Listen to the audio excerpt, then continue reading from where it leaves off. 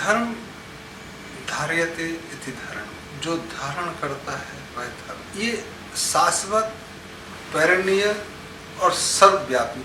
इस सर्वव्यापी चीजों से कुछ रीजन्स ने, कुछ क्षेत्रों ने रिलीजन निकाला, जिसमें सार्वभौमिकता भी थी और कुछ क्षेत्रीयता भी थी।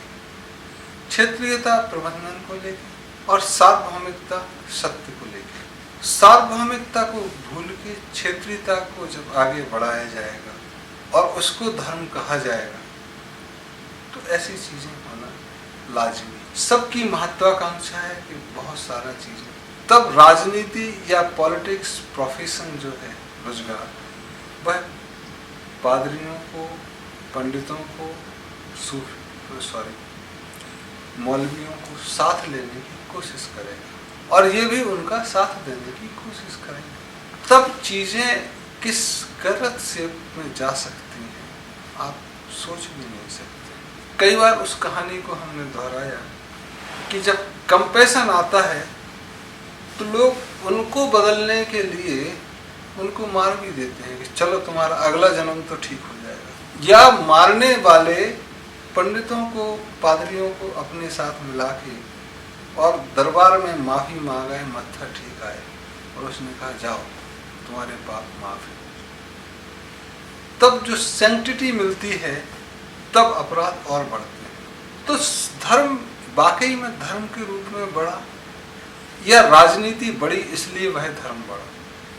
तो कालांतर में देखोगे तो पिछले 2500 वर्षों में जो धर्म बढ़ा वह है जिसको राज्यों ने आश्रय दिया, और जिनको राज्यों ने आश्रय नहीं दिया वह धर्म अपने को संभालने में जूझते रहे। चाहे 11वीं शताब्दी के पहले मुस्लिम और क्रिश्चियन लोगों के देखें, इनफाइटिंग इतनी ज़्यादा थी, इतनी सीवियर थी कि आज भी कई लोगों को वो पुराने दिन याद आते कि नहीं, इनके पूर्वजों ने हमारे पूर्वजों के साथ ऐसा किया, या हमारे पूर्वज सीट्स पे थे, आज ये कैसे आ गए।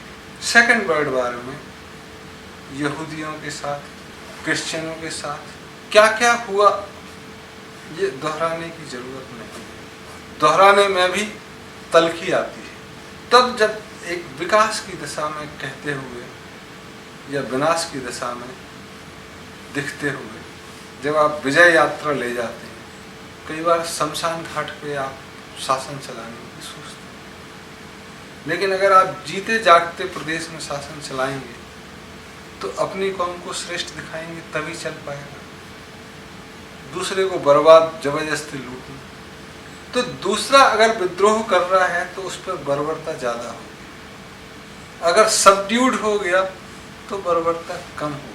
तो अगर ब्लैक्स पर बर्बरता की गई है इसका मतलब प्रतिरोध ज्यादा रहा होगा, इसका मतलब ब्लैक भी ताकतवर रहे होंगे। नहीं तो एक सबड्यूड हो गया तो उस पर बार बार बर्बरता की जरूरत क्या है। अगर गुलामपन स्वीकार कर लिया और 2 कोड़े खा लिए और मालिक की जी हजूरी करते रहे तो बार बार कोड़े खाने की जरूरत क्या है। उस पर बर्बरता, वो तो वैसे ही झुका हुआ है।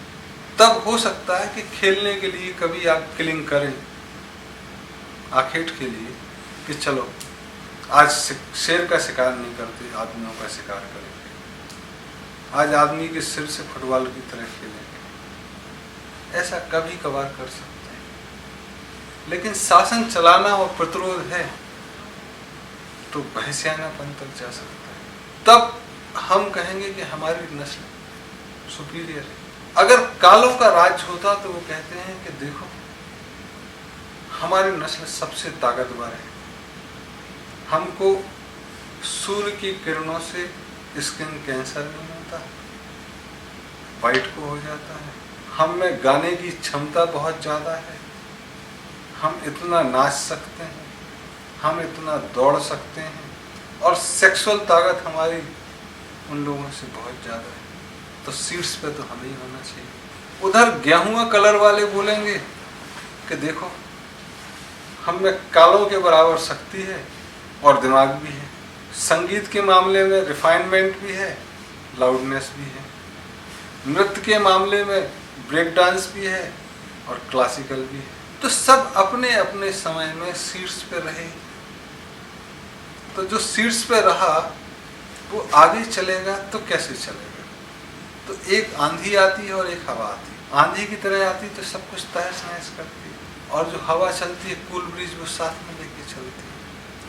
तो कुछ संस्कृतियां हैं, उन्होंने एक बार आक्रमण जरूर किया, लेकिन फिर दूसरे का विकास किया, दूसरे को साथ लिया, और दूसरी संस्कृतियों ने उस पर हमेशा रौंदने की कोशिश की। तो अत्याचार लगातार रहे। अब जब अत्याचार करने लायक नहीं रहे तो माफी मांगने की सिवा और बचता क्या है?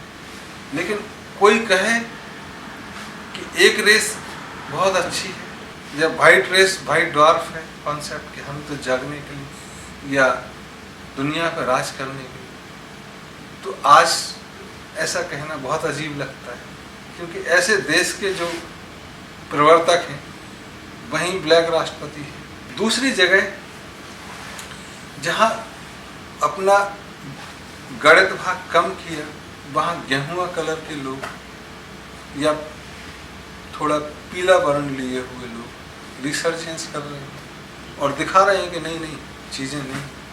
अगर इतिहास को देखें तो जो प्रयोग, जो चीजें डेवलपमेंट चाइना 8वीं शताब्दी में कर गया था, वो बहुतों को 19वीं शताब्दी में करने का मौका मिला, जो अपने को शीर्ष पे समझते हैं।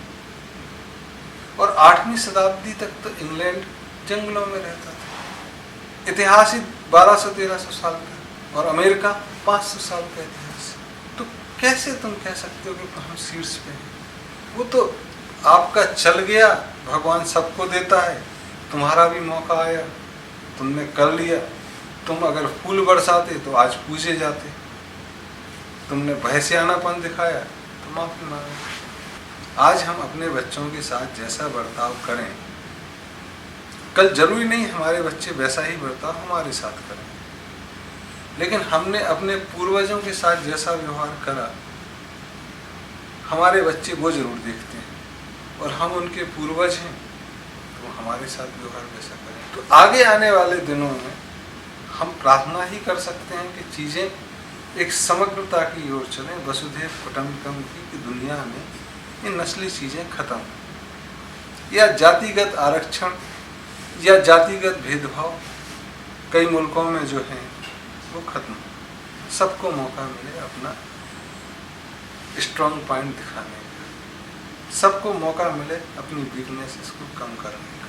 और अगर चर्च माफ़ी मांग रहे हैं तो ऐसी आशा की जाती है कि ये घड़ियाली माफ़ी नहीं हो, वो सही में सीखने की कोशिश करेंगे कि आगे ऐसा कुछ ना हो, या डर की माफ़ी ना हो कि आज ब्लैक ताकतवर होने जा रहे हैं तो माफ़ी मांगें। एक अच्छा कदम अब भी उठाएं तो हो सकता है कि हम एक कलेक्टिव सक्सेस, कलेक्टिव हैप्पीनेस की तरफ अग्रसर हों, जो कि आज ग्लोबलाइज वर्ल्ड में जब हम एक दूसरे इतने घुसते जा रहे हैं कि हमको पता ही नहीं कि कौन मार्केट दे रहा है, कौन मैन्युफैक्चर कर रहा है, कौन कंज्यूम कर रहा है, ये सब गड्ढम गड्ढ हो गए। एक चीज़ कई बार यही नहीं पता चलती है कि इस मिसाइल में सारे पार्ट इसी देश के लगे हैं या कुछ आउटसोर्स करके लगा है। तो पूरा का पूरा देश स्वावलंबी रहने गए हैं, सब एक दूसरे से जुड़ गए। तब अगर देश जुड़े हैं तो काले गोरे गेहुआ पीले सब मिलके ही चल रहे हैं। तो पुरानी चीज़ें भूल के अगर हम आगे बढ़ें तो ज़्यादा बेहतर हो, बजाय हम माफ़ी मांगें और मांगें।